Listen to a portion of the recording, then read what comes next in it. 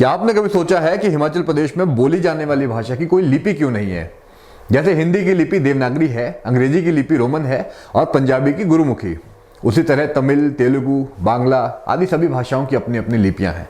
लेकिन हिमाचल प्रदेश में बोले जाने वाली पहाड़ी भाषा की लिपि कौन सी है? अगर मैं आपको कहूं कि किसी समय देश के इस हिस्से में एक लिपि हुआ करती थी जिससे हिमाचल प्रदेश की पहाड़ी बोलियों को लिखा जाता था, तो आप शायद सोच में पड़ जाएंगे। मैं बात कर रहा हूं टांकरी लिपि की, जिसे किसी समय हिमाचल प्रदेश के एक बहुत बड़े हिस्से में प्रयोग में लाया जाता था। हिमाचल डायरीज के आज के अंक में जानेंगे इसी टांकरी लिपि के बारे में कुछ मजेदार बातें। ब्राह्मी लिपि को भारत की सबसे पुरानी लिपियों में से एक माना जाता है। ब्राह्मी लिपि से निकली थी कश्मीर की शारदा लिपि, और वही शारदा लिपि समय के साथ बदलकर बन गई टांकरी लिपि।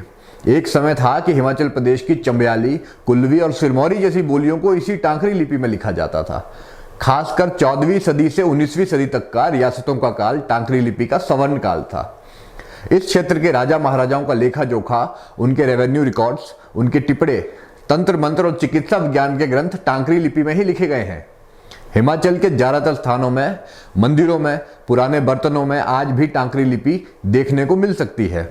इसके अलावा बहुत सा लोक साहित्य भी टांकरी लिपि में रचा जा चुका है। हालांकि अलग अलग रियासतों में अलग अलग बोलियां होने के कारण आज अलग अलग जिलों की जो टांकरी लिपि है उसमें फर्क दिखाई पड़ता है।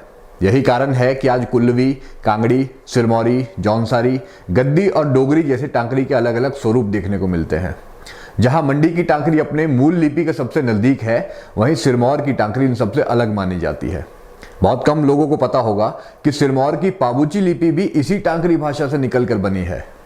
वर्तमान में जो हिमाचल प्रदेश है वो इतिहास में कभी एक राजनीतिक इकाई नहीं रहा, और यही कारण है कि टांकरी लिपि का मानकीकरण नहीं किया जा सका, यानी उसके कुछ मापदंड तय नहीं किए जा सके जो पूरे क्षेत्र में एक जैसे होते। इसीलिए समय के साथ टांकरी लिपि विलुप्त हो गई, जबकि इसके साथ ही प्रचलन में आई गुरुमुखी भाषा आज भी पंजाब में लिखी और पढ़ी जा रही है। जैसे जैसे हिमाचल के लोगों में सांस्कृतिक चेतना आई, टांकरी लिपि को दोबारा अस्तित्व में लाने के प्रयास होने लगे। आज़ादी के बाद हिमाचल निर्माता डॉक्टर यशवंत सिंह परमार और उनके साथियों ने खुद इसकी पहल की थी। पूर्व मुख्यमंत्रियों वीरभद्र सिंह और प्रेम कुमार धूमल ने भी इसके लिए विधानसभा में प्रस्ताव पारित किए थे। लेकिन जब ये सब सिर्फ सरकारी खाना पूर्ति बनकर रह गई, तो सामने आए कुछ सुधी नागरिक, जिनमें से एक है यतिन पंडित।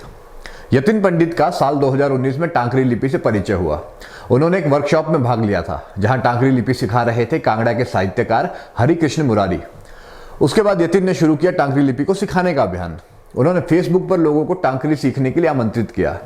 बहुत से लोगों ने रुचि दिखाई तो उनकी पहली कार्यशाला शुरू हुई, जहां पर करीब 40 लोगों ने भाग लिया। उसके बाद से यतिन का मिशन शुरू हो गया। अब तक वो ऑनलाइन और ऑफलाइन दोनों तरह की वर्कशॉप से करीब 1600 लोगों का परिचय टांकरी लिपि से करवा चुके हैं। यतिन का ये मिशन अब भी जारी है। इसके अलावा साम नामक संस्था टांकरी लिपि का फॉन्ट भी तैयार कर चुकी है। अब जब सरकारी और निजी स्तर पर टांकरी लिपि को बचाने के प्रयास हो रहे हैं, तो प्रश्न ये उठता है कि आखिर इसकी जरूरत क्या है? एक नई लिपि आखिर क्यों सीखी जाए? इसका उत्तर है कि जब टांकरी भाषा विलुप्त हो गई तो उसके साथ इतिहास का एक बड़ा अध्याय भी खो गया था। ऐसी कितनी ही पांडुलिपियां हैं, कितने ही ग्रंथ है, शिलालेख है जिन्हें अब तक नहीं पढ़ा जा सका है, क्योंकि वो टांकरी लिपि में लिखे गए हैं। अगर आने वाली पीढ़ियों में कुछ लोग टांकरी को जानने वाले होंगे तो हिमालय की इस प्राचीन संस्कृति को संजो कर रखना और आसान हो जाएगा। लेकिन क्या नई पीढ़ी ये जिम्मेदारी उठाने को तैयार होगी, ये देखना बाकी है। अगर आपके पास भी अपने क्षेत्र में टांकरी लिपि को लेकर कोई जानकारी है तो हमें ज़रूर भेजिए। आज के लिए इतना ही। आप देख रहे हैं हिमाचल डायरीज और मेरा नाम है विकल्प सिंह ठाकुर।